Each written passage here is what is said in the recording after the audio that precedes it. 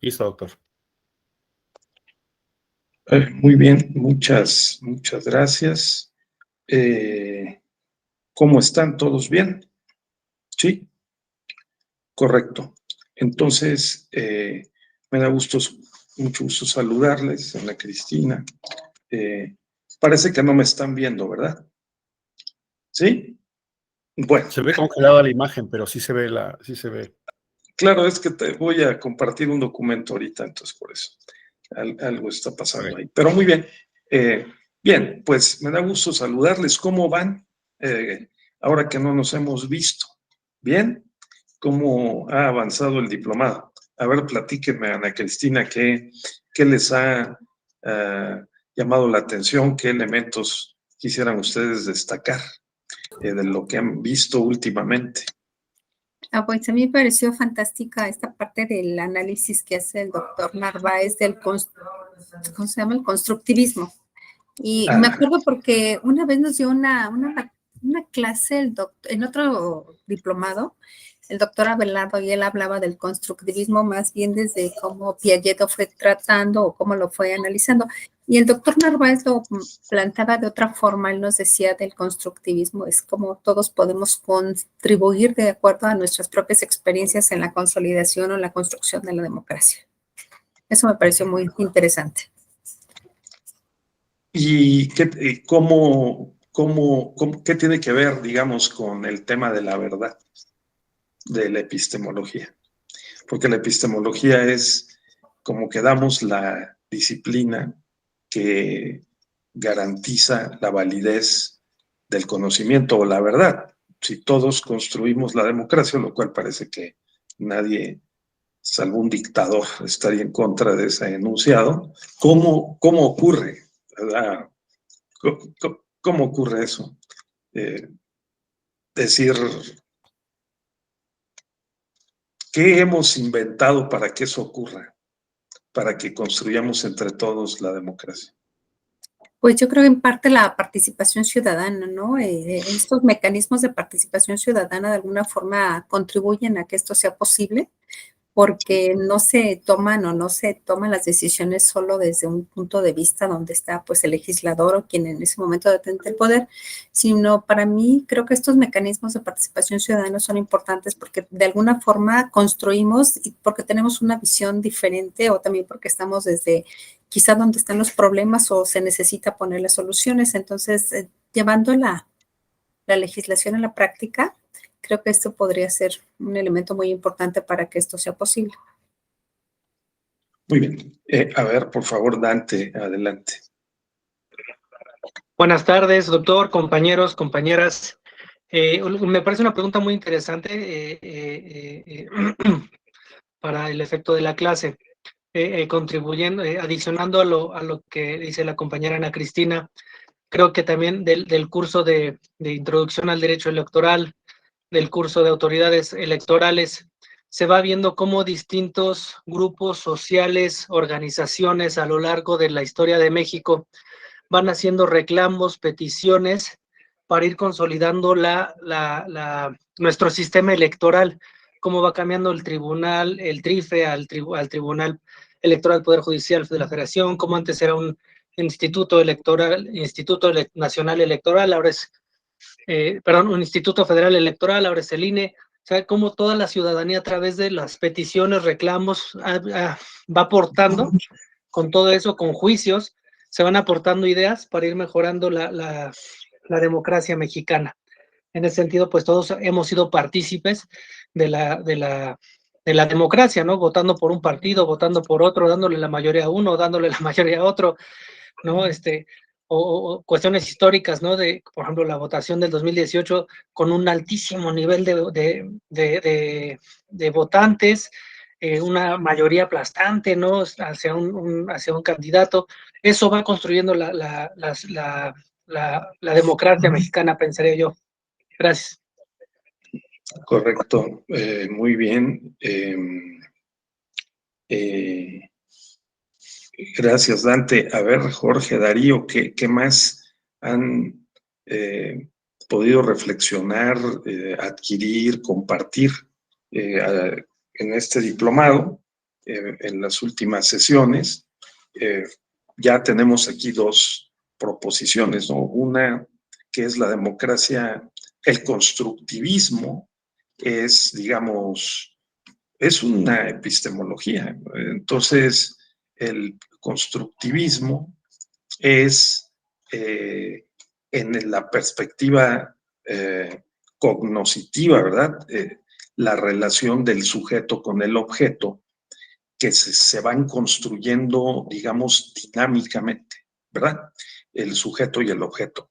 Y entonces, a través del lenguaje, a través de la experiencia, a través de la razón, a través de la intuición, ¿por qué no? A través de la sensibilidad, de la voluntad, el sujeto se va haciendo parte del contexto y ya habíamos anticipado que los pragmatistas norteamericanos, el constructivismo tiene mucho de pragmatismo, llegaron a reflexionar y a establecer que el sujeto, su mente, su sensibilidad se da en la experiencia, pero tiene la capacidad de representarse mentalmente lo que está haciendo, lo que está pensando, y puede también modificar el entorno. Hay constructivismo radical y constructivismo moderado. O sea, los constructivistas radicales consideran que nosotros construimos mentalmente el mundo, lo construimos mentalmente. Entonces, pongo un ejemplo. El mar está ahí. Nadie pensaría que hemos construido un conjunto de normas que se aplican a la navegación y nosotros mentalmente, dialógicamente, dialogadamente, hemos pactado que hay mar territorial, que hay mar patrimonial, hay mar territorial y hay mar internacional. Ustedes ven el mar y dicen, pues, ¿cuál mar territorial y cuál mar patrimonial? Pero no, claro que sí. Hay tratados internacionales que establecen que a partir de determinadas millas desde la costa se considera mar patrimonial y después mar territorial y después aguas internacionales. Entonces, las conductas son condicionadas por la construcción jurídica que nosotros acordamos y que le imponemos a la realidad existente.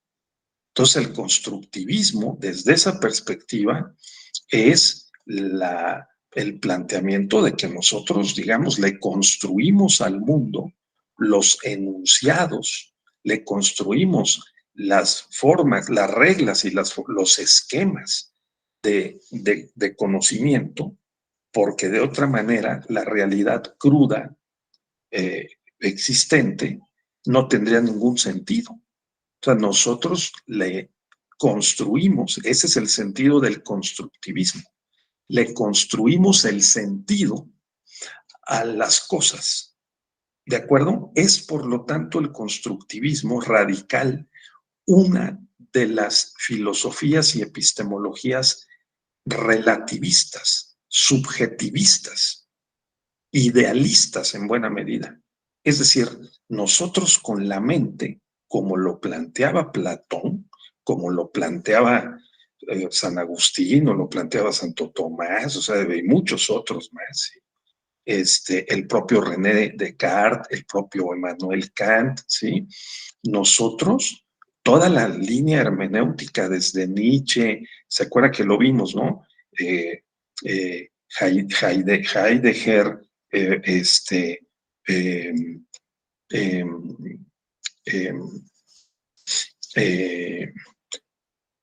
Habermas, el más reciente, ¿no? Digamos, y los posmodernos como Richard Rorty, ¿no? Fallecido en el año 2007 en Estados Unidos, ellos son de la línea relativista, digamos, idealista. La mente construye dialogadamente e intersubjetivamente con otras mentes las formas como nosotros vamos a conocer e interpretar el mundo. Sin esas formas ideales, el mundo sería una experiencia cruda, dura y sin sentido. Sin sentido. Entonces, esta es más cercano a lo que les planteó el doctor Juan Abelardo. O sea, el constructivismo, desde una perspectiva epistemológica, epistémica, que tiene que ver con el conocimiento de la verdad, supone que la verdad solo puede ser conocida si nosotros construimos un esquema heurístico, vamos, cognoscitivo, interpretativo.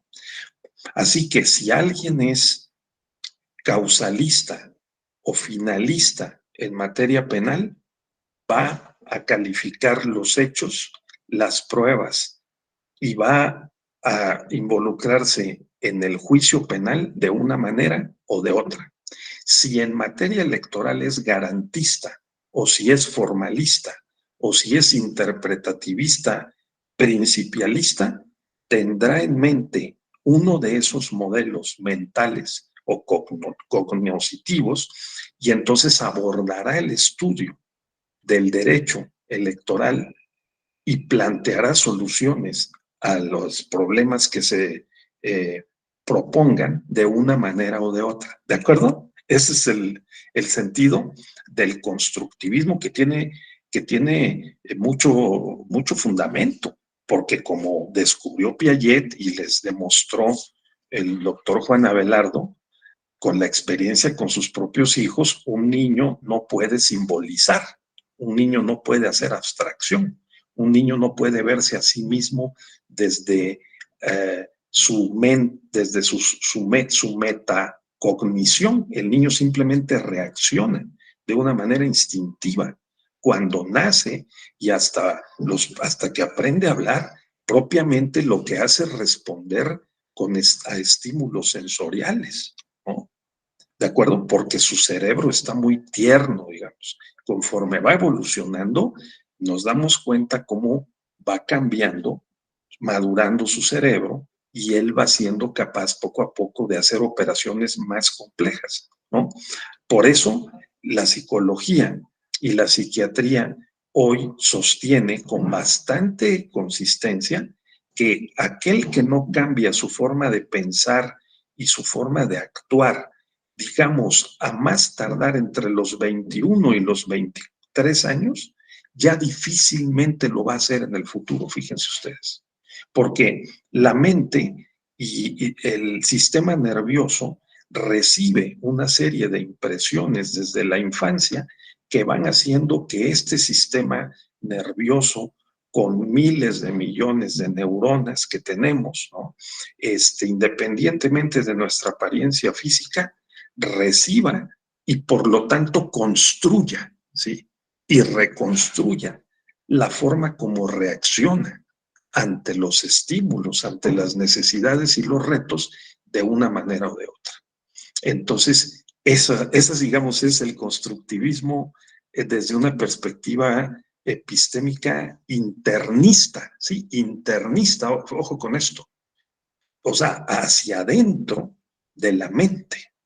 Es decir, como nosotros nos construimos como sujetos cognoscentes, es con una relación de ida y vuelta entre el sujeto y el objeto que habita los dos en un contexto. Por eso son distintos los norcoreanos a los sudafricanos, son distintos los argentinos a los suecos y son distintos los mexicanos a los estadounidenses. Porque, digamos, los sujetos que habitan en estas culturas se han construido de manera distinta una mentalidad y una sensibilidad y una forma de ver el mundo. ¿De acuerdo? Y eso está trasladado a las instituciones jurídicas. Entonces, nosotros desde que nacemos vamos siendo construidos, vamos a decir, en nuestra mentalidad en el marco de las instituciones de que disponemos. nos llevan al registro civil en una alcaldía en la Ciudad de México o en una oficina del registro civil en un ayuntamiento, ¿verdad?, de la ciudad, para que nos expidan el acta de nacimiento. Aprendemos español, no inglés, chino o japonés, y eso también genera unas ciertas impresiones en nuestro cerebro y de esa forma nos vamos relacionando con el medio ambiente, ¿no? Ese es el constructivismo, ¿de acuerdo? Ahora, el constructivismo puede ser radical o puede ser moderado. El constructivismo moderado en esta perspectiva todavía subjetivista, ¿sí?, lo que plantea es que el objeto y el sujeto, los dos están interrelacionados. No es que el sujeto le imponga solo su subjetividad, su forma de ver el mundo, que construya unas leyes, ¿sí?, y que con base en esas leyes, digamos, tenga que operar el mundo. No, sino que, y con la interpretación de esas leyes, sino que el constructivismo moderado plantea que da lugar al positivismo. O sea, los hechos ocurren y el sujeto esté construido como esté construido, aquí en México, en China, en Japón o en Argentina, si pasa un camión por la calle y el sujeto no lo advierte y cruza la calle, lo atropella y lo mata, ¿de acuerdo? O sea, los hechos ocurren objetivamente, independientemente de la mente del sujeto, de lo que quiera o no quiera.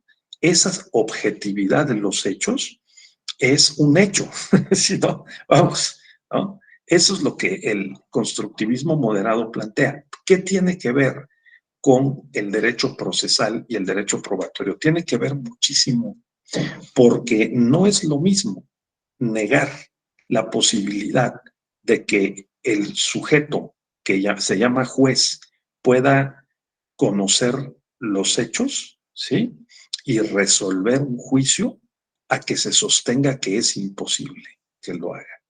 No es lo mismo, porque de eso depende la forma como construyamos los códigos procesales y los sistemas probatorios, que también son construcciones nuestras, ¿de acuerdo? Entonces, no es lo mismo. No es lo mismo que tengamos un sistema de pruebas tasadas, ¿sí?, que el legislador le diga al juez cuánto vale cada prueba, ¿sí?, a que el juez pueda hacer la operación libremente de asignarle el valor a las pruebas, porque de eso depende el culpable o inocente, ¿no? Entonces, esto es lo que vamos a ver en esta parte del diplomado, ¿de acuerdo? Esta es lo que vamos a ver en esta parte del diplomado. Ahora, antes de entrar a ese estudio, vamos a tener 4 sesiones esta semana, ustedes y yo, ¿sí? La de hoy, la de mañana y las 2 días subsecuentes. Vamos a tener tiempo suficiente para darle una repasada a varios aspectos muy importantes de esta dimensión procesal y probatoria de la epistemología jurídica, ¿sí? Entonces, vamos a seguir la ruta que les voy a plantear ahora. Primero, me gustaría de nueva cuenta recapitular de manera breve para que tengamos presente de qué trata la epistemología, ¿sí? Y nos enfoquemos en advertir, en subrayar cuál es la dimensión aplicada de la epistemología jurídica. ¿Aplicada a qué? Aplicada al derecho procesal y aplicada al derecho probatorio. Ese sería el objetivo, poder entender, comprender cuál es la relación entre epistemología jurídica, derecho procesal y derecho probatorio. Es fundamental. Ahora, antes de pasar ahí, regreso a lo que nos recordó muy correctamente Ana Cristina, porque dice que llegaron a una conclusión con el doctor José Ramón Narváez, que es la democracia digamos, en un sentido constructivista, también se construye entre todos. Me parece muy importante destacar y subrayar ese planteamiento, porque la otra parte del constructivismo es el constructivismo no subjetivo hacia adentro del sujeto, esta faceta que les refirió el doctor Abelardo, sino la otra es digamos, el externismo. La epistemología es internista, es una forma de clasificarla. Internista, si se fija en la forma como razonamos para poder probar que algo es verdad. ¿Sí? Ese es lo que acabamos de decir hace un momento. Nosotros hacemos operaciones cognitivas con un cerebro que va evolucionando en relación con un contexto en el que vivimos en español, no en inglés, ni en francés, ni en japonés, ni en zapoteco, ¿no? En español, ¿sí? Y de esa manera construimos una relación con el mundo. Esa es la visión internista. La visión externista es más cercana al planteamiento del doctor José Ramón Narváez, ¿de acuerdo? Consiste en que se pueda no solo hacer un trabajo, digamos, social, cultural, político, crítico, interactivo, de construcción, para construir la sociedad, las instituciones como la democracia, ¿no? Sino también, agregaría yo, que para verificar con elementos empíricos que algo es verdad, ¿no? Claro. Entonces, hay una rama en la politología, en la ciencia política, que yo he podido advertir, observar, que se llama democracia epistémica. Esta democracia epistémica significa bajo qué condiciones podemos organizar la participación, los procesos de participación social y política, ¿no? Y electoral, para que el producto de las leyes y su aplicación o implementación se correspondan con la voluntad ciudadana. ¿Sí, Ana Cristina? Ese es el sentido que yo capté que mencionó Ana Cristina, ¿no? O sea, ¿cómo le hacemos para que sea más fiel, más coherente o consistente el proceso democrático, que es no defraudar, no falsificar la traslación de la voluntad de nosotros los ciudadanos a la voluntad legislativa y a su traducción en políticas públicas o de gobierno, ¿no? Que incluye esa legislación para resolver los problemas públicos.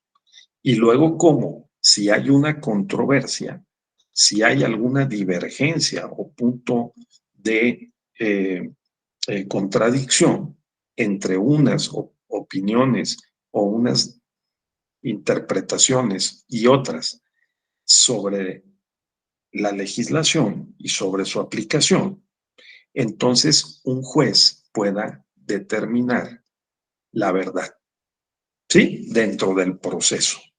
Ese sería el terreno de la epistemología jurídica aplicada, precisamente. ¿De acuerdo? Entonces, tengámoslo presente porque es algo muy sencillo. Lo único que tenemos que hacer es detenernos un poquito a pensar y a reflexionar en estas operaciones que nosotros realizamos y en la forma como las corroboramos o las falsamos, o sea, o las demostramos verificándolas, corroborándolas, o las falsamos, ¿no? Es decir, las declaramos inválidas. Entonces, eso requiere metodología. Las metodologías son los instrumentos que nos permiten verificar o falsar, ¿sí? Un enunciado que se proponga como verdadero. Y eso vale para todo, vale para las teorías y vale también para los juicios, o sea, el proceso judicial, ¿sí? Entonces, vamos entonces a regresar a nuestra tabla maravillosa, ¿no? De tal suerte que regresemos y demos una sobrevolada. Esto que estamos diciendo es para recordar lo mismo, ¿sí? Evaluación de las garantías. Evaluación de las garantías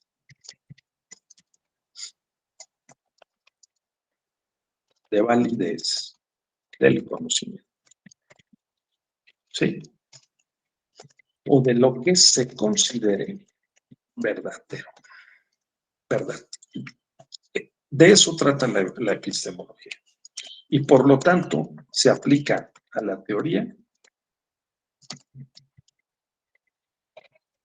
o al proceso judicial, que es lo que vamos a ver ahora.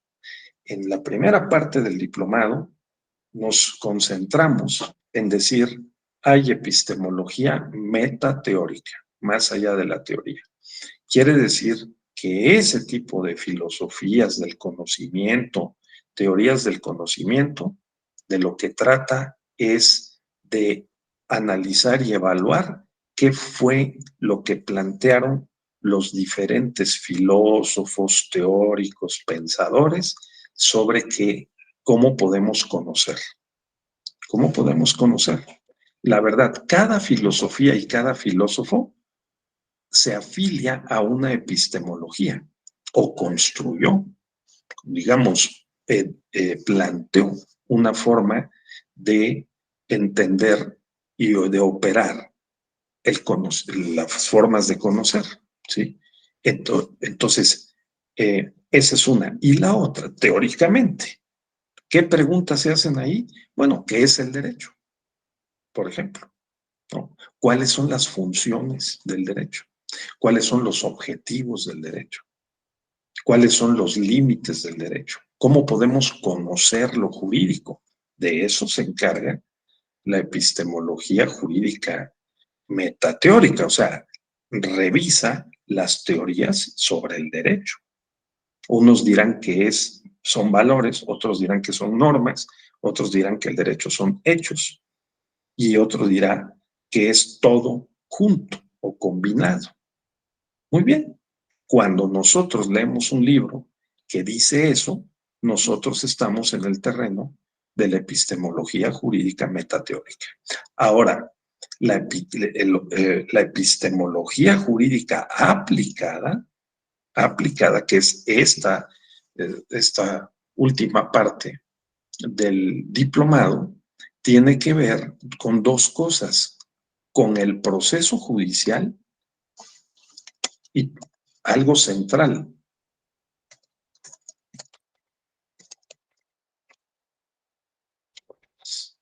Porque las pruebas son la clave del proceso judicial. Pues sin pruebas no puede haber juicio. Sin pruebas no puede haber sentencia. Sin pruebas no transportamos los hechos al expediente. ¿Sobre qué va a resolver un juez si no hay pruebas? ¿No? Salvo que se trate de una interpretación estrictamente sobre las normas, que haya una divergencia sobre las normas. Si la interpretación se aplica a las normas, bueno, puede no haber pruebas, pero si la interpretación y la argumentación se aplica a los hechos, tiene que haber pruebas, porque las pruebas son las que tratan de demostrar o de desvirtuar los hechos. Entonces, este es el campo de la epistemología jurídica aplicada. El diseño del proceso judicial o el debido proceso y el derecho probatorio. ¿De acuerdo? Por eso así se llaman estos módulos. La epistemología jurídica aplicada al proceso y a las pruebas. Pues es eso. Esto es en materia electoral. Entonces, vamos a ir avanzando en estos 4 días por este camino hasta que lo tengamos lo más claro posible. Pues yo voy a poner unos ejemplos y los vamos a comentar de si están bien diseñados o no la Ley General del Sistema de Medios de Impugnación en materia electoral, ¿sí? Por ejemplo, para efecto de la calificación de la elección presidencial, ¿sí? O si la estructura del derecho probatorio en materia electoral es idónea. Y para eso vamos a ver cómo un juez electoral, llámese un magistrado, opera al valorar las pruebas. Vamos a ver el jueves una sentencia en donde hubo muchas pruebas que valorar, a ver cómo le hizo el juez. Hay 2 sentencias muy importantes, ¿sí? La sentencia que resolvió la calificación de la elección presidencial de el presidente Peña Nieto en el año 2012.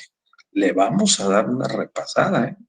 Y hay otra sentencia que es el caso Veracruz, en donde se valoraron diversas pruebas y la Sala Superior revocó, o sea, estableció más bien o confirmó 2 sentencias que negaban la nulidad de la elección de la elección no es el caso de Veracruz, es el caso Acapulco, perdón, el caso Acapulco del año 2007. Entonces, ojo, las vamos a ver el jueves para poder cerrar el círculo del planteamiento del diplomado, ¿de acuerdo? Entonces, nada más si pido mantener en mente esto que estamos repasando interactivamente. La epistemología o es metateórica sobre la teoría o es aplicada sobre el proceso judicial y las pruebas, o sea, sobre el derecho procesal y el derecho probatorio. ¿De acuerdo? Sí. Ahora, la lógica, ya recuerden ustedes lo que dijimos, es el instrumento, es la disciplina que estudia la estructura y el funcionamiento del pensamiento. Por lo tanto, es crucial, porque si nosotros sabemos cómo pensamos, entonces ya tenemos más claro el orden, el sentido, el alcance y los límites de la forma como nosotros producimos razonamientos. Entonces, esos tienen reglas. Las reglas del pensamiento lógico formal, lógico informal, ¿sí? Con un sentido argumentativo, la argumentación originalmente ha sido parte de la lógica, entonces nos permite en el mundo del derecho dialogar con una comunidad jurídica que ha construido precisamente, los códigos sustantivos y los códigos procesales para poder regular la vida social, ¿no? Entonces, esta estructura mental que nosotros utilizamos, que es la que estudia la lógica, la forma como nosotros hacemos esas operaciones mentales de conceptuar, definir, ¿verdad? Hacer juicios, proponer enunciados, interpretaciones, encadenar razonamientos, ¿no? Sobre los objetos de conocimiento, que es la argumentación, ¿sí? Apoyar con razones las decisiones interpretativas, lo que nosotros pensamos sobre los objetos de conocimiento, esa es la lógica. Entonces, la lógica es un instrumento de la epistemología. Digamos, la epistemología revisa las condiciones lógicas, cómo pensamos, para validar esas operaciones cognitivas, porque no se vale todo. Hay falacias técnicas, lógicas, y hay sesgos cognitivos y hay prejuicios lógicos. Entonces, si alguien se atreve de decirle a un juez que sepa de lógica una falacia o plantearle incorrectamente un argumento, el juez lo puede descabezar. Si sabe argumentación, lo va a destruir con facilidad. Entonces, es muy importante, tomándose en serio estas disciplinas filosófico-prácticas, asumir que ante un tribunal hoy por hoy, ¿no? Si no se usan estos instrumentos, perdemos el juicio. Pues le podemos mover el corazón al juez o a la jueza, podemos hacer un planteamiento retórico muy depurado, ¿verdad? Que incluya argumentación y pretendamos que incluya elementos lógicos y le hagamos una ejecución en el juicio oral en materia penal o en materia laboral, o presentemos una demanda o una contestación de la demanda, un informe circunstanciado en materia electoral, y puede ir muy bien escrito sin una sola falta de ortografía, muy bien organizado el documento, pero resulta que es erróneo, ¿no? Entonces, saber más lógica nos permite garantizar una ventaja en las contiendas argumentativas ante un juez, ¿sí? O ante otro litigante, o ante nuestros amigos conversadores, para poder ganar un torneo argumentativo. Así, ¿no? Entonces sí es bien importante. Bueno, nosotros tenemos, y creo que Hazael, ¿tú estás tomando el diplomado de lógica, Hazael? Sí, ¿verdad? Sí. Sí, sí, lo estoy tomando. ¿Y qué tal, Hazael? Comparte con nuestros compañeros esto que acabo de mencionar. ¿Te acuerdas que vimos las falacias técnicas? ¿Te acuerdas que la semana apenas pasada, antepasada, estuvimos viendo estas formas, digamos, incorrectas de pensamiento, ¿verdad? Que si las detectamos, ganamos el juicio, ¿eh? Si demostramos que hay una falacia técnica, es decir, que están mal construidos los silogismos, o que la argumentación es vulnerable porque no siguió las reglas, ¿verdad? Entonces, las reglas que están, digamos, aceptadas, así como los contadores tienen reglas, los contadores tienen una cosa que se llama landmarks. Son los principios de la contabilidad universalmente aceptados, ¿sí? O sea que el debe y el haber determinan el balance. El balance para un contador es igual al haber menos el debe.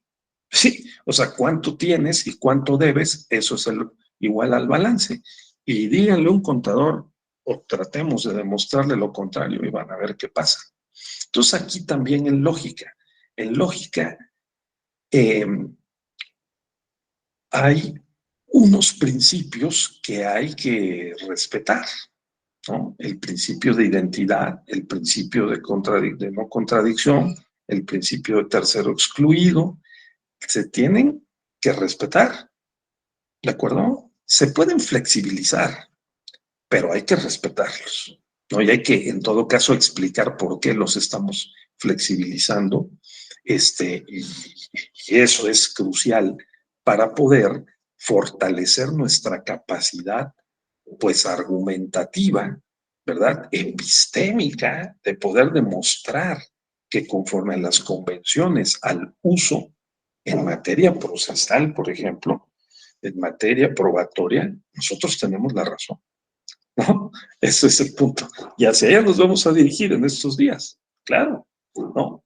Porque ya hemos llegado al punto de la discusión entre los filósofos teóricos y practicantes del derecho procesal y probatorio, de que tenemos que, con todo y que el juez ¿sí? Sea libre conforme a las reglas de la razón, la lógica y la experiencia, ¿sí?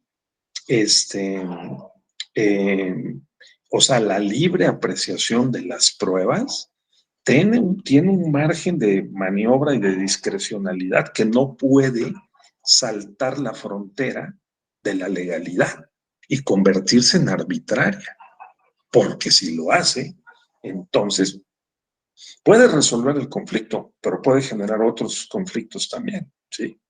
O sea que es muy importante que estas reglas y estos estándares para la valoración de las pruebas que se están construyendo ahora mismo en el mundo del derecho procesal, en algunos casos, digamos, lo que pretende este movimiento del derecho probatorio es limitar la arbitrariedad del juez, ¿sí? Asegurar que si el juez valora unas pruebas con un margen de discreción, no salte la frontera e incurra en la arbitrariedad. Esa es la idea. ¿De acuerdo? Entonces, se trata de un juez democrático. El juez democrático está sometido a las normas y a los criterios que la propia sociedad, por la vía de la legislación, le plantea en los códigos procesales y en los métodos probatorios. Y eso lo vamos a ver en estos días, ¿de acuerdo? Claro, eso es lo que vamos a hacer. Pero por lo pronto, volvamos a reconectarnos con este enfoque, digamos, ¿no? De la epistemología jurídica metateórica y aplicada. La metodología, pues claro que también. Porque ¿qué dijimos que es la metodología? ¿Se acuerdan? Hazael, Cristina, ¿qué es la metodología? ¿No? Dijimos ¿qué? ¿Se acuerdan? ¿Lo tienen por ahí apuntado? No. Sí lo anoté, pero era como las formas en que conocemos, ¿verdad? Exactamente, exactamente. La metodología son los caminos que nos conducen al conocimiento, ¿no? Son, digamos, los métodos, las técnicas, y dijimos una cosa muy importante, y criterios, que nos aseguran lo más posible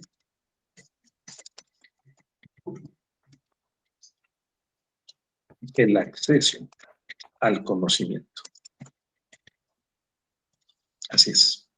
Entonces, no es lo mismo seguir un método documental que seguir un método empírico. No es lo mismo la metodología cuantitativa que la metodología cualitativa o hermenéutica. Entonces, depende, porque la metodología cuantitativa nos lleva a medir cantidades, cuántos están a favor, cuántos están en contra de una decisión. ¿Cómo lo podemos saber? Que levanten la mano. Es un método de verificación empírica porque estamos observando cuántos dijeron yo a favor o yo en contra o yo me abstengo. Ese, por ejemplo, es un método cuantitativo de conocer la realidad de qué es lo que las personas están pensando, ¿verdad? Sí, conjunto de procedimientos racionales utilizados para alcanzar la verdad o el conocimiento. Exacto. No solo procedimientos, métodos, técnicas, vamos a decir, si quieren agregarle procedimientos,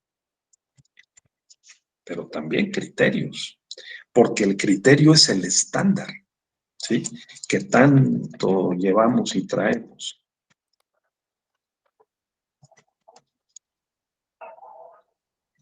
¿No? El estándar probatorio.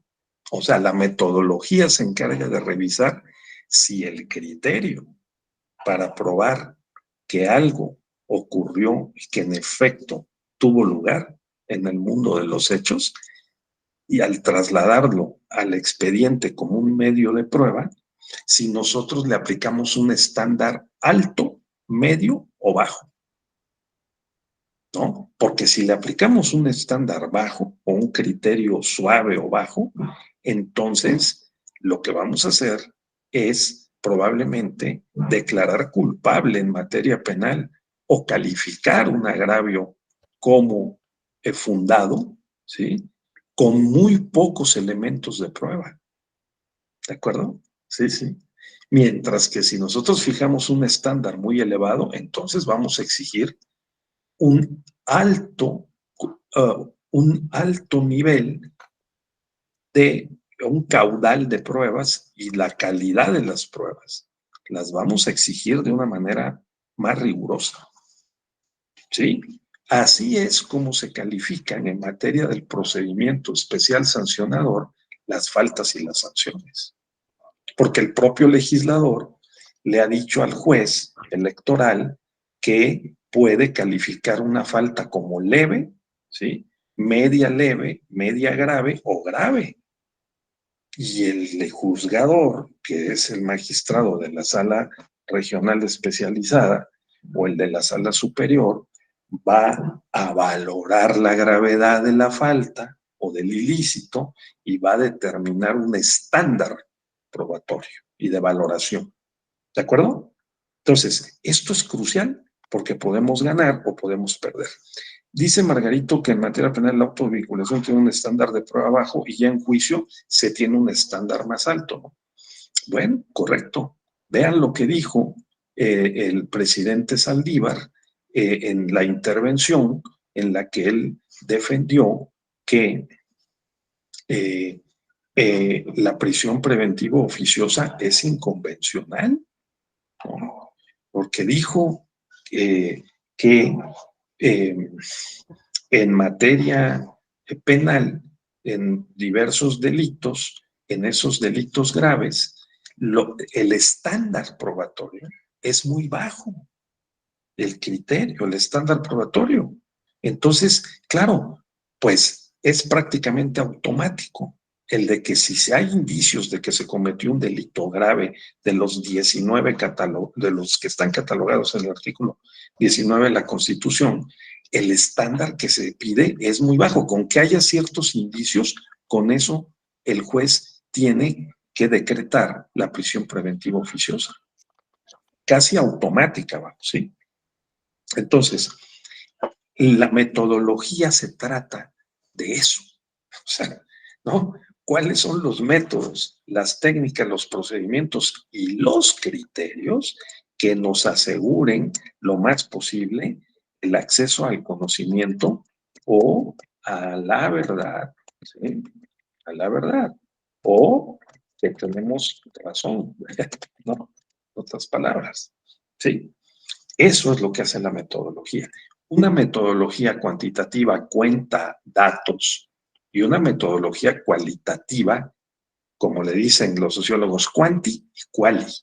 No, tu investigación es quanti o es quali. Quanti porque o cuenta cosas que ocurren en el mundo, como las votaciones, ¿verdad? Y les hace un recuento precisamente, y para eso hay técnicas, ¿no? Se aplican entrevistas, se aplican sondeos de opinión, se aplican cuestionarios, se aplican test. Esa es la metodología cuantitativa, ¿sí? Para poder detectar la incidencia, la frecuencia, la cantidad de una variable que ocurre en el mundo y que permite identificar si es la causante de un efecto o de una correlación probabilística en relación con una consecuencia, ¿no?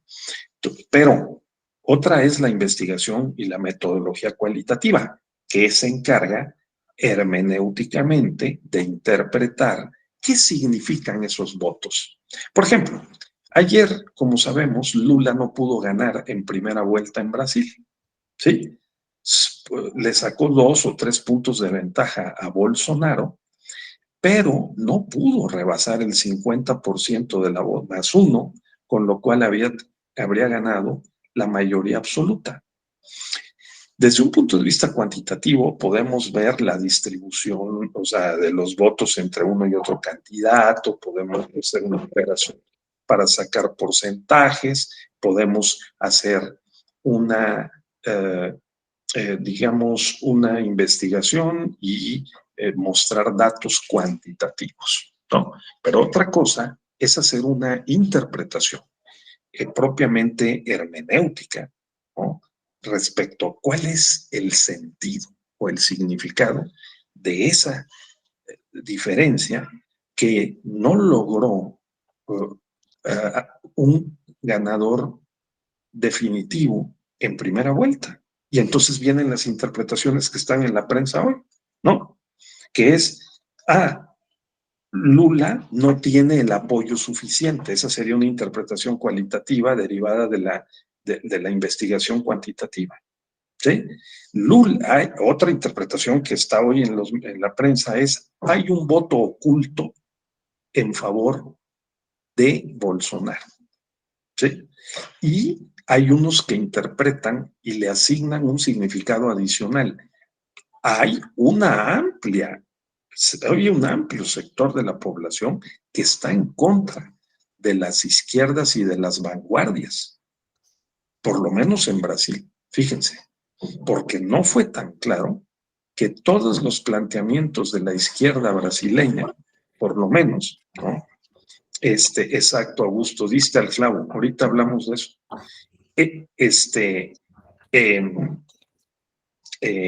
La izquierda brasileña, ¿verdad? Esa es una interpretación cualitativa respecto de los datos cuantitativos que arroja la elección, ¿no? Hay una derecha en Brasil representada por los Bolsonaros, ¿no? El movimiento de Bolsonaro, que también tiene una preferencia amplia en la sociedad brasileña. ¿De acuerdo? Entonces, eso. Ahora bien, veamos lo que nos dijo hace un momento nuestro compañero. Dice, oigan, hay una cosa. En materia de justicia electoral, pues hay determinancia cuantitativa y cualitativa. Exactamente. Exactamente. Esas dos nociones o de esos dos criterios, ¿verdad?, de interpretación, pues son dos pautas que hemos construido. El legislador dijo que la causal de nulidad genérica, ¿sí?, la cuantitativa, bueno, las causales de nulidad que implican una posibilidad cuantitativa por los votos recibidos en casilla tienen que ser determinantes para el resultado de la elección. O sea, las causas de nulidad son cuantitativas y son cualitativas, porque la determinancia o es cuantitativa o es cualitativa. Entonces, ese es un concepto epistémico que nos vamos a reservar para examinarlo pasado mañana, ¿verdad? De tal manera que veamos la carga epistémica, o sea, la carga que tiene que ver con la verdad, las condiciones bajo las cuales es posible determinar que algo es verdad. Dice el legislador, en materia electoral, la nulidad, para declarar la nulidad de votación recibida en casilla de una elección, ¿sí?, completa, tiene que ser determinante para el resultado de la elección. Y como él no lo dijo, el legislador, entonces la jurisprudencia se encargó de construir el concepto de determinancia cuantitativa y cualitativa. ¿Sí? Entonces, la nulidad puede ser cuantitativa si el número de votos que se anulan pues hace cambiar al ganador o es mayor que la diferencia entre el primero o el segundo lugar, ¿no? Entonces, ¿por qué? Porque hay una presunción de que pues los votos fueron suficientes como para poder, digamos, viciar la voluntad de los ciudadanos. La determinancia cuantitativa. ¿Cómo dices, Augusto? Pensaría entonces que el sistema de nulidad y la otra es cualitativa, ¿no? Entonces, Dice, el sistema de nulidades de derechos humanos es cuantitativo y cualitativo. ¿Utiliza estadística y apreciación de la estadística para la determinancia? Por supuesto que sí. Por supuesto que sí. Vamos a ver unos ejemplos del jueves, con mucho gusto, de cómo esos criterios que son epistémicos, o sea, que tienen que ver con la verdad, cómo determinamos que algo es verdad en materia de nulidades electorales, cómo se aplica, digamos, cuantitativa y cualitativamente. Dice Dante, entonces el sistema de nulidades como existe hoy, considerando las jurisprudencia, se derivó de un proceso constructivista, con la existencia de elecciones, impugnaciones, argumentos y sentencias. Sí, es decir, otra vez, no pido no confundirnos con el tema del constructivismo. El constructivismo es una forma digamos, de elaborar el conocimiento a partir de la relación entre el sujeto y el objeto en un contexto que es cambiante. Entonces, si a eso nos referimos con constructivismo, la respuesta es sí, porque de la experiencia histórica de nuestro país, en donde tuvimos tantos eventos, elecciones fraudulentas, ¿sí? Un día, haciendo un ejercicio de civilidad política, ¿sí? Se sentaron los políticos con asesores jurídicos y con personas con mucha experiencia histórica en materia electoral, y en 1996 establecieron por primera vez una ley electoral procesal federal separada del Código Federal de Instituciones y Procedimientos Electorales, del COFIPE, e hicieron un ejercicio que puede ser visto como el resultado de un proceso constructivista, ¿sí? Que es decir, que recogió la experiencia y la intersubjetividad de los sujetos o de los actores que participaron en ese hecho, y lo que hicieron fue construir, digamos, ¿sí? O plasmar en una ley electoral procesal el artículo 75, 77, que es de la Ley General de Instituciones y Procedimientos Electorales, que establece las causales de nulidad y que en una de sus fracciones, de sus incisos, dice, además de las anteriores, se puede presentar la causal de nulidad genérica, ¿sí? Si hay irregularidades graves el día de la jornada electoral, que no se puedan resolver durante la jornada electoral y que sean generalizadas, estén plenamente acreditadas, fíjense, son conceptos epistémicos, ¿sí? Graves, generalizadas, plenamente acreditadas, y 4, que sean determinantes para el resultado de la elección, ¿no? Esas 4 palabras son nociones, son conceptos epistémicos.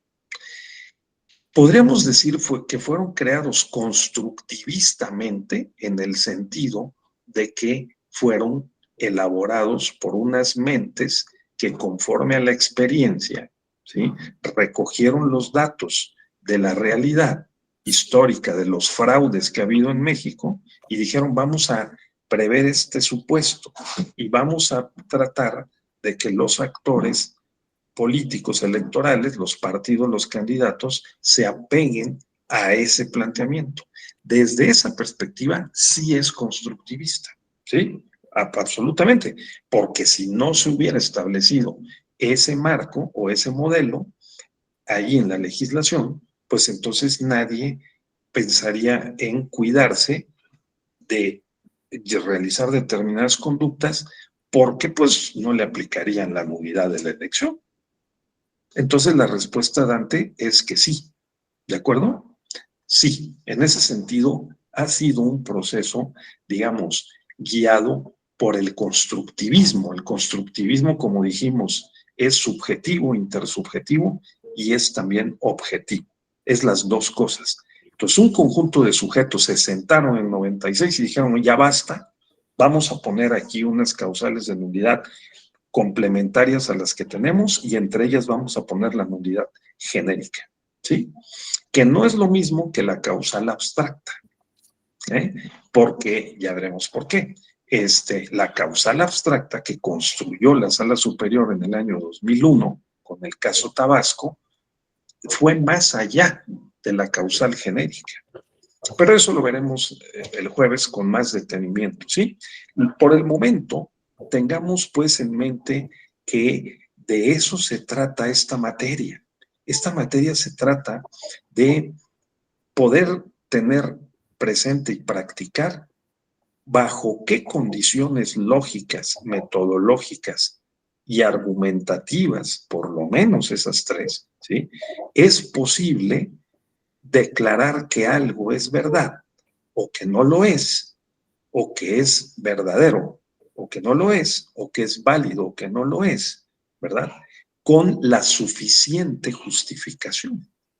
La justificación la otorgan la lógica, la metodología y la hermenéutica, que es la argumentación, ¿de acuerdo? Pero nada más que, insisto, tiene reglas, ¿sí? Tiene reglas. Eso es muy importante reiterarlo, compañeros, ¿sí? Entonces, bien. Ahí vamos. Bueno, entonces, yo quisiera aquí detenerme y reiterar, por favor, reiterar algo que no debe ser complicado. ¿De qué se predica o de qué se dice? ¿Qué significa que la epistemología en general y la epistemología jurídica en particular sea la disciplina filosófico y práctica que nos ayuda a estar seguros de que algo es verdad? ¿De qué depende? Depende de las condiciones lógicas, depende de las condiciones metodológicas y de las condiciones interpretativas y argumentativas. ¿Y de qué depende la validez? De las operaciones lógicas, metodológicas, de interpretación y de argumentación. Depende de que se sigan los cánones, los protocolos establecidos por la lógica, la metodología y la hermenéutica, que incluye la interpretación y la argumentación. Mínimamente, ¿de acuerdo? Porque si no, entonces podemos vulnerar la pretensión de que algo ha sido debidamente justificado como para considerarlo verdad. Así que, por ejemplo, si un policía no le lee al detenido el código Miranda, ¿sí? Entonces, por ese solo hecho, se considera inválida la detención. Dicen, leí el otro día en el periódico, no sé si sea verdad, que cuando detuvieron afuera de su casa al exfiscal general Murillo Karam, no le leyeron las reglas Miranda. ¿Qué les parece? O sea, les tienen que decir quién lo acusa, de qué se le acusa, que se puede quedar callado, que tiene derecho a un abogado, ¿sí? Eso que vemos una y otra vez en las películas gringas, ¿no? Si no se dice eso, entonces se viola el código, vamos, ¿sí? Porque de ahí comienza lo que vamos a ver en estos días, ¿sí? De cómo es que el proceso está o debe estar diseñado para poder esclarecer la verdad, no para ayudar a mentirnos entre todos, ¿no? Y mentirle al juez. No. Es todo lo contrario. ¿De acuerdo? Entonces, por ejemplo, en materia, yo estoy dirigiendo una tesis de doctorado en la cual la chica que lo está haciendo, la compañera que es una doctorante, está proponiendo que en materia penal se deba considerar válida y aceptar la prueba testimonial psicológica, ¿sí?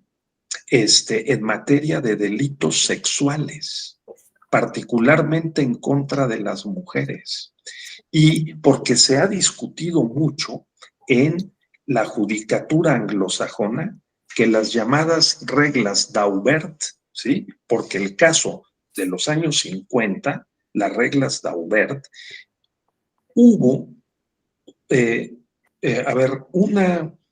un caso en el cual se puso en duda de si un testimonio, ¿sí? La prueba testimonial psicológica, ¿no?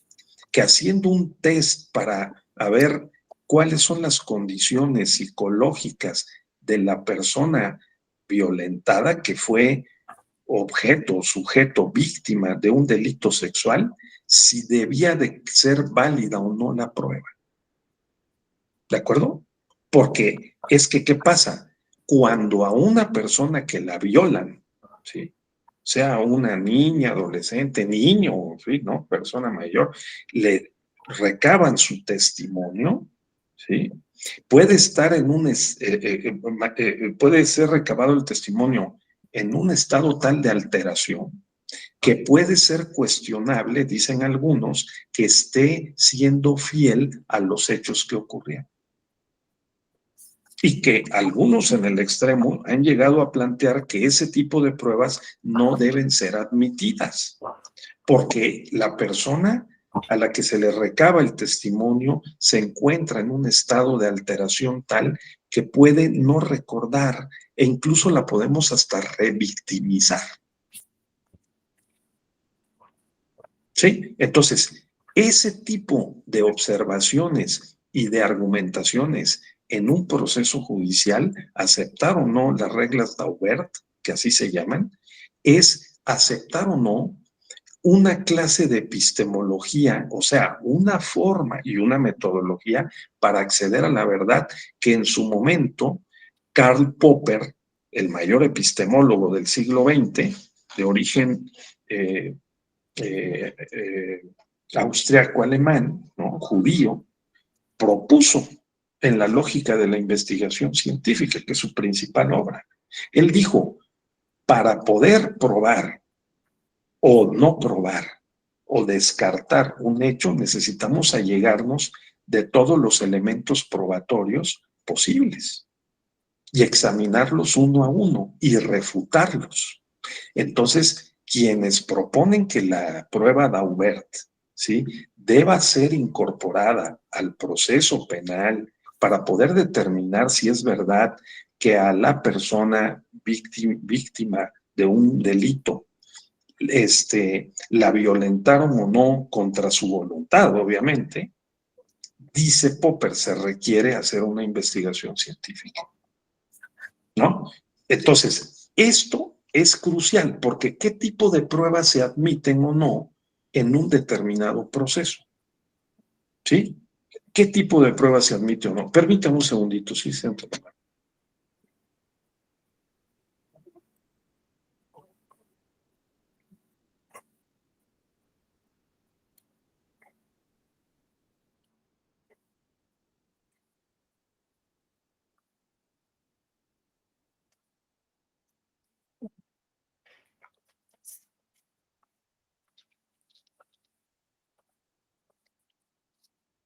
Bien, entonces, ¿estamos de acuerdo? Sí, a ver, estimado Dante, adelante. Gracias. Bueno, ahorita con esta idea en la materia penal, digo yo que me dedico al derecho laboral, con la nueva reforma. A ver, muy bien. Dale. Con la reforma constitucional del 17, la reforma la legal del 2019 y toda la incorporación del sistema de discriminación, la norma 35 que trata de los riesgos psicosociales, discriminación, acoso laboral, se ha vuelto un tanto complejo y un poco, yo creo que difícil para los nuevos jueces laborales y por mucho tiempo para las juntas de conciliación y arbitraje. ¿En qué sentido? Yo considero, digo, al final del día, cuando un trabajador señala que fue despedido por discriminación, digo, no me voy a meter a la maternidad porque es un caso muy aparte que ya está muy estudiado por la Suprema Corte, pero por algún tipo de discriminación, señala la ley que el trabajador tiene presunción de verdad de todo lo que diga la demanda, en la demanda. Entonces, empieza a existir ¿cómo llamarlo? Un desequilibrio muy notorio en las cargas probatorias y en el debido proceso. ¿A qué voy con esto? Las juntas de conciliación son especialistas en derecho del trabajo, no en materia de discriminación. Incluso yo pensaba que existiendo una ley, existiendo la CONAPRED, Comisión Nacional para la Prevención de la Discriminación, que sí tiene un proceso muy especializado de investigación para determinar la existencia de discriminación, ¿cómo se atrevería en o sea, es un pensamiento, ¿no? O sea, no, ahora sí que hablando, no sé, filosóficamente o buscando un poco de reflexión, ¿cómo se atreverían los jueces especializados en materia laboral a usurpar o a tratar de determinar con pruebas que están encaminadas al proceso laboral, al despido, etcétera, a determinar si existió o no existió esa discriminación o acoso laboral? ¿No? Incluso hasta habría cuestiones de incompetencia, ¿no? Porque la misma ley lo señala. Tú, juez laboral, estás facultado para esto. Y si no existe una facultad para discernir este otro tipo de dirimir este conflicto, pues hay una cuestión de legalidad, ¿no? Y como usted lo mencionaba, o sea, cómo se ha ido construyendo, por ejemplo, la ley electoral, y que vamos a determinar, o que dentro de estas últimas 4 sesiones buscaremos estudiar si la ley de nulidades, perdón, si el sistema de nulidades epistémica o epistemológicamente tiene sentido, pues creo que eso aplicaría a cualquier ley, porque en este caso, pues creo que el legislador se fue mucho por, vamos a dotar a los jueces y el proceso, y es bien novedoso, y ratificación del convenio 87, 89 de OIT, y están bien emocionados, y la reforma y las reformas del 2011 en materia de discriminación, derechos humanos, vamos a incorporar así que toda la ley, pero perdieron de vista que hay especialidades jurídicas, ¿no? Entonces, a mí sí me ha tocado, digo, laboralmente, que nuestros clientes nos dicen, oye, la CONAPRED nos mandó este oficio donde tal persona se queja de que fue discriminado. Y entonces se inicia un proceso de investigación, hay que ir a la audiencia. Entonces, y es un tipo de pruebas muy específicas de ese proceso. Y por eso decía, lo reflexionaba de todo su conferencia, es que esto se aplica a cualquier ley. Absolutamente. Y si lo hacemos correctamente, al final del día, en cualquier juicio laboral, podemos, si hacemos un estudio correcto, lógico, bien argumentado, podríamos hasta señalar la inconstitucionalidad de esa ley, de ese juicio. Por supuesto. No Por tiene supuesto. esa coherencia. Gracias por la... Absolutamente. Por eso es que 2, 4, 6, 8 horas de hoy al jueves no nos van a ser y no serían de ninguna manera suficientes para poder transmitir y poder intercambiar sobre toda la riqueza de la epistemología jurídica aplicada al derecho procesal y probatorio en cualquier rama del derecho, estimado Dante. ¿Sí? Exacto, lo que acabas de decir es preciso, correcto. ¿Sí? Por eso, yo a partir de mañana, después de esta recuperación rápida que estamos haciendo, ¿no? Entre epistemología, lógica, metodología y argumentación, tenemos que ingresar en ese lenguaje porque ya está estudiado, está en proceso de desarrollo. La epistemología jurídica aplicada, pero ya hay bastante bibliografía. Hay que entresacar cuál es la que más nos conviene, que es la que yo les voy a proponer y que vamos a compartir a partir de mañana. ¿De acuerdo? Porque necesitamos eso que dijiste, oye, pues se aplica el derecho laboral, por supuesto.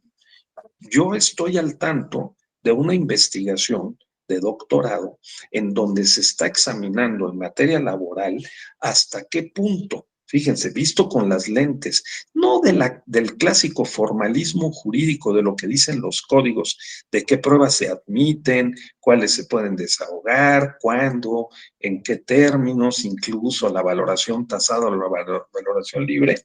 Hay unos problemas más sofisticados. ¿Cuáles son los límites del indubio pro operario, por ejemplo?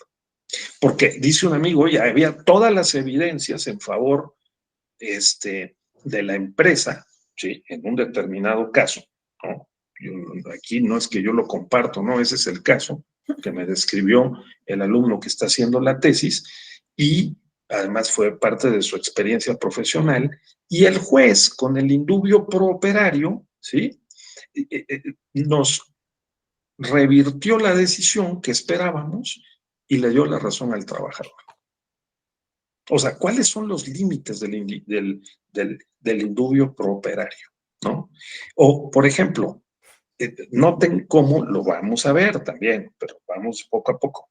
En materia de violencia política en razón de género, el criterio de la sala superior es que si hay un indicio, fíjense ustedes, de que hubo violencia contra una mujer, violencia política, por ser mujer, de una regidora, de una síndica, que le negaron los recursos para ejercer su cargo, ¿sí? Opera el principio de la reversión de la carga dinámica de la prueba y se revierte el apotegma, que es un principio aparentemente inconmovible, de que el que acusa está obligado a probar. Aquí, en materia de violencia política de género, de acuerdo con el desarrollo de la teoría contemporánea del derecho procesal, en esta materia de violencia política, dado que se trata de una ilícito, vamos a decir, de una falta administrativa grave, porque lo que se está protegiendo es un derecho fundamental a la participación de un núcleo de personas que ha sido históricamente discriminado, desaventajado y excluido o limitado en su capacidad de participación política, como son las mujeres, opera la tesis de la carga dinámica de la prueba. El que tenga la prueba, ¿sí?, tiene que aportarla. No tiene que ser el acusador, el que tenga que probar, sino que si hay indicios suficientes, o sea, para poder presumir que hay una violencia política en razón de género en contra de una mujer, entonces, fíjense nada más, el acusador tiene que probar que no lo hizo. ¿No? Entonces, el acusado, tiene que probar que no lo hizo, Dante. En el materia de derecho, como dices, laboral, por supuesto. A ver, si hay una causal, como dices, ¿no?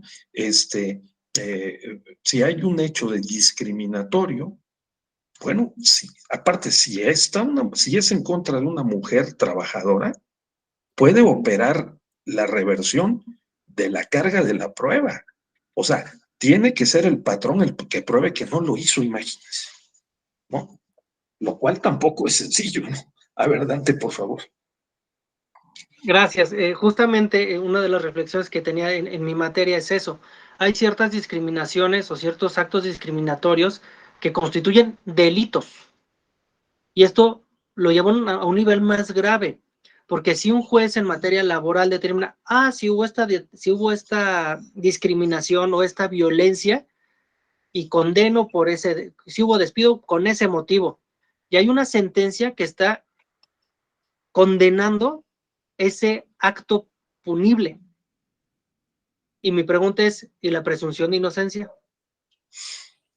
Sí, o sea, ¿dónde metes bueno, todo eso? Y esto pensaría lo mismo, quizá un poco, como usted lo mencionaba, en la materia electoral, en la violencia con motivo de género, lo mismo, o sea, si eso también puede llegar a ser un acto constitutivo de delito, entonces ya quedó acreditado el delito, ya no tendría sentido que lo juzgue un juez penal, o incluso más grave, si ya fue juzgado por eso, ¿lo pueden volver a juzgar?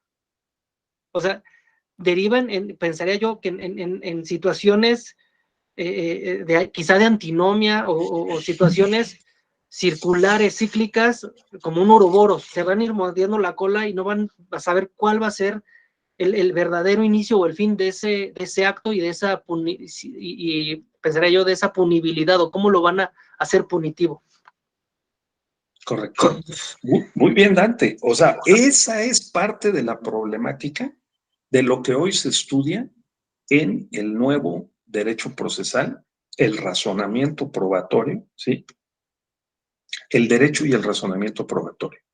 No es nada más la parte formalista, repito, de qué pruebas se pueden ofrecer, cuáles admitir y cuáles son las reglas para el ofrecimiento, la admisión, el desahogo o la diligencia de la prueba, ¿no? Y su valoración. No. Hay unas cosas, es decir, han avanzado mucho en la teoría del derecho procesal, como siempre los anglosajones han avanzado muchísimo desde hace 50 años y ahora nosotros, con esta apertura a la oralidad penal, a la oralidad en materia laboral, la oralidad civil, mercantil, nos urge conocer esas dimensiones del derecho procesal y probatorio, porque siempre ha estado, pero hoy particularmente está y nos surge ver cómo relacionado con las cargas epistémicas. O sea, ¿quién tiene que probar la verdad? ¿Sí? ¿Quién tiene que probar la verdad y en qué términos? Porque además nuestra cultura está enfrentada a la problemática de la falta de certeza.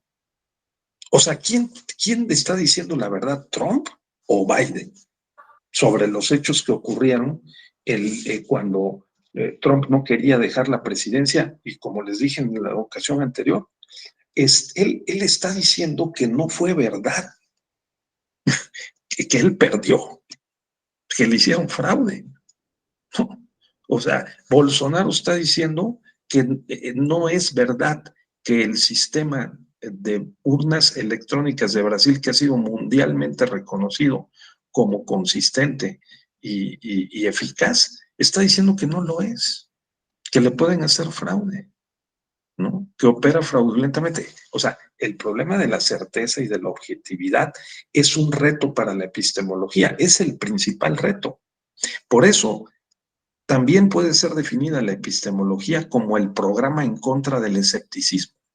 O sea, la epistemología de lo que trata es de romper el escepticismo, la falta de certeza, la falta de seguridad, ¿sí? La falta, en este caso, de constitucionalidad. Imagínense qué difícil, ¿no?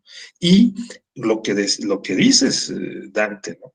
Que es digamos, el que podamos estar seguros de que las normas del derecho procesal, el debido proceso, está construido de tal forma que a los operadores judiciales, incluidos los litigantes y la víctima y el juez, le va a permitir acceder a la verdad.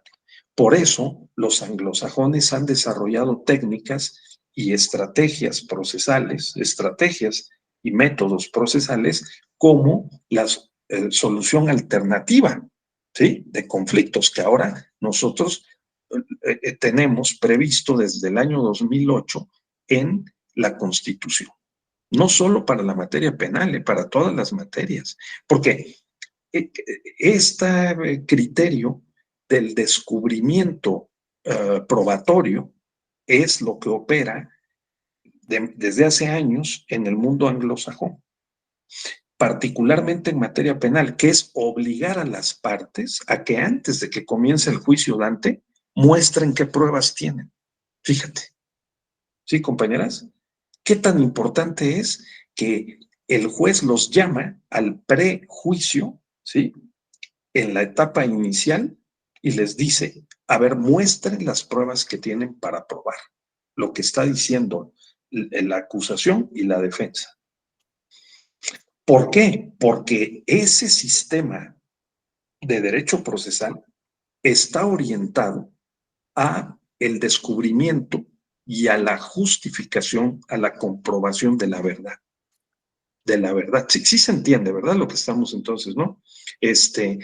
Porque si no está construido así el derecho procesal con esas garantías jurídicas que permitan esa operación, entonces se debilita la capacidad epistémica de la normatividad procesal. ¿Sí? O sea, entendamos por capacidad epistémica las condiciones bajo las cuales es más fácil que el juez, ayudado por los litigantes, ¿sí?, llegue a declarar la verdad verdadera. O sea, vamos, ¿no? No se base en hechos que pueden ser falsos y que le estén presentando con una narrativa interesada las partes. ¿Sí se entiende, Ana Cristina, Claudia? ¿Sí? ¿Cuál es el sentido? Entonces, no lo vamos a resolver ni ahorita, ni mañana, ni pasado. Todo lo que necesitamos es desarrollar más la sensibilidad y nuestra conciencia de que estas cosas están presentes, María Eugenia, hoy en la discusión sobre epistemología y metodología, vamos, procesal, no solo penal, sino también electoral. ¿Sí? Y como dijo Dante, y también laboral, por supuesto, y también familiar, claro, civil y mercantil, por supuesto. ¿Sí? Además, en proceso administrativo, fiscal, en cualquier tipo de derecho procesal. Tenemos el mismo problema, porque tenemos una herencia de códigos que fueron construidos, ahí sí, construidos, es decir, mentalmente, intersubjetivamente y conforme a la experiencia, con base en otro, no quiero decir paradigma, sino otro modelo, el modelo formalista, ¿sí? Y ese modelo formalista hoy ya no es suficiente, porque el modelo formalista lo que trata es, por ejemplo, le da prioridad a resolver la controversia. Hay que resolver la controversia, ¿no? Pero puedes engañar al juez. Y los hechos que transportaste al expediente pueden no ser verdaderos, no corresponder muy poco a lo que realmente pasó. ¿Sí, Francisco? Y entonces, claro, entonces ahí sí, los posmodernos tienen razón, o sea, los relativistas, ¿sí? O los constructivistas radicales. Le planteo una narrativa al juez que está muy bien presentada, ¿no? Artificiosamente, no corresponde con la realidad, yo la trastoqué y la arreglé y la presenté de tal manera que me van a dar la razón, porque el marco procesal no le permite al juez, por ejemplo, diligencias para mejor proveer. ¿De acuerdo? Y entonces, al no permitirle diligencias para mejor proveer, el juez no puede ir a adquirir las pruebas, ¿no?, directamente para verificar, o sea, para poder verificar que los hechos así ocurrieron. Pero este es un problema serio en materia electoral, ¿eh? Por ejemplo, en 2006, López Obrador se quejó, sus abogados, entre ellos Jaime Cárdenas y otros más, ¿sí?, de que la justicia electoral, o sea, la Sala Superior no había ejercido diligencias para mejor proveer, para poder verificar que lo que le estaban diciendo era verdad, ¿sí?, que es el que hubo una serie de irregularidades según esa demanda, ¿sí?, de la coalición por el bien de México, creo que se llamaba, ¿no?, del PRD, Partido del Trabajo y Partido Convergencia, de que había habido una serie de irregularidades el día de la jornada electoral y en los días previos, ¿sí?, de tal manera que debía anularse la elección. ¿De acuerdo? Y fíjate, Dante, lo que decían es que procesalmente hay un artículo en la Ley Orgánica del Poder Judicial de la Federación que otorga la facultad de instruir o de ordenar diligencias para mejor proveer. ¿Por qué no las ordenó la Sala Superior? ¿Les parece bien si lo examinamos pasado mañana? Mañana vamos a ver un poquito de cómo llegamos aquí, cómo se construyó esta historia. Por ejemplo, cómo eran los juicios en la antigüedad, cómo eran los juicios en la Edad Media y cómo en la época moderna y posmoderna, ¿sí? Vamos a ver 3 estampas o 4 de cómo eran los juicios el derecho procesal en la antigüedad, en la Edad Media y en la época contemporánea, moderna y contemporánea, ¿no? Para que podamos encontrar dónde están estas debilidades del derecho procesal y probatorio contemporáneo y las refiramos a la materia electoral.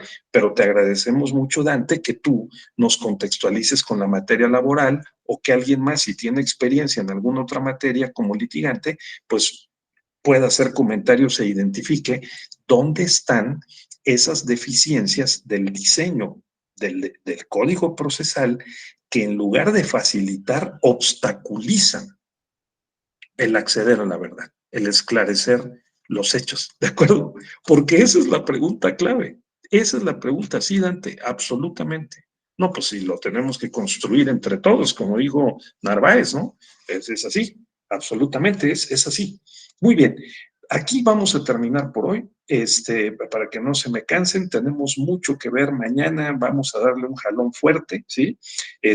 Lo que vamos a ver mañana es, vamos a ver cómo eran los juicios en la antigüedad. Vamos a tomar uno o dos que yo voy a relatar de la Edad Media, ¿no? En donde no había esta racionalidad que hoy ostentamos, que es en donde nosotros consideramos, con base en el positivismo jurídico, que los hechos tienen que ser probados. Y cómo en esta etapa posmoderna constructivista, ¿no? Las narrativas pueden venir cargadas de errores y los derechos procesales, ¿sí?, que tenemos hoy tienen que ser reajustados y actualizados. Ese es el gran movimiento que está en curso y que también impacta en la Ley General del Sistema de Medios de Impugnación en materia electoral.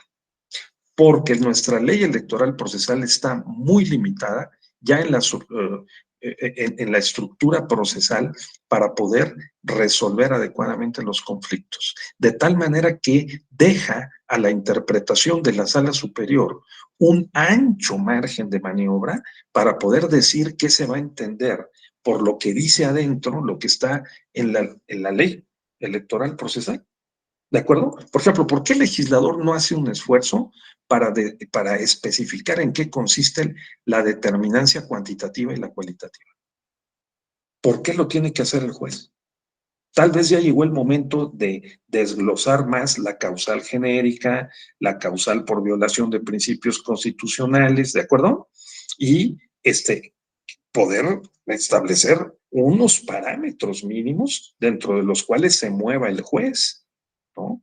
Podría ser que con base en la propia experiencia de las sentencias y de la jurisprudencia, el legislador haga un esfuerzo para racionalizar esos causales, esos estándares y los pueda poner en la ley.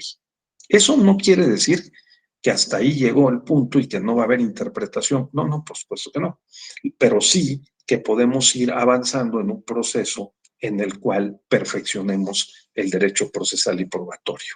¿De acuerdo? Sí. Bien, pues no sé si tengan algún comentario.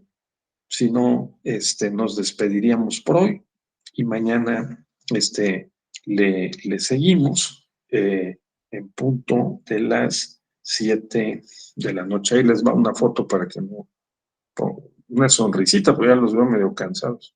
Bueno, cuídense. Ándale. Hasta mañana entonces, muy amables, cuídense mucho. Adiós. Hasta luego, buenas noches. Bye. Adiós, Francisco. Cuídense. Adiós, Dante. Bye. Claudia, cuídense.